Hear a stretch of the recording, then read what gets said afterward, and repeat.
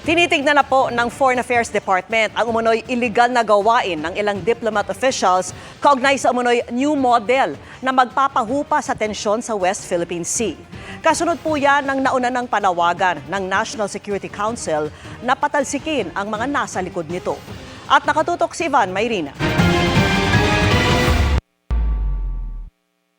Kasunod ng paglalabas ng Chinese Embassy ng umano'y transcript ng usapan at pagpayag umano ng Pilipinas sa umano'y new model para pababayin ng tensyon sa West Philippine Sea, mismong National Security Council ang nanawagan noong nakaraang linggo na i-expel o patalsikin ang nasa likod nito.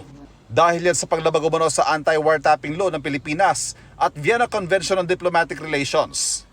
Ngayon, sabi ng Department of Foreign Affairs o DFA, tinitignan na nila ang umano'y illegal na gawain ng ilang diplomatic officials. Dagdag nito, gagawa ito ng mga kailangang hakbang alinsunod sa mga batas at regulasyon ng Pilipinas. Sabi pa ng DFA, binibigyan man sila ng kalayaan tuparin ng kanilang mga diplomatic duties.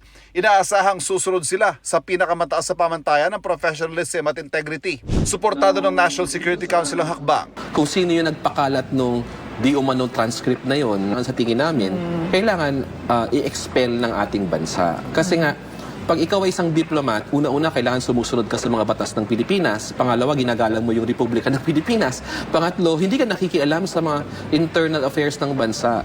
Ang pagtatanggol sa teritoryo ng bansa, isa sa mga binigyan din ng Pangulo ng pangunahan ng Command Conference ng Philippine Air Force. Dito rin ipinaalam sa Pangulo ang mga plano at panukalang proyekto ng Philippine Air Force.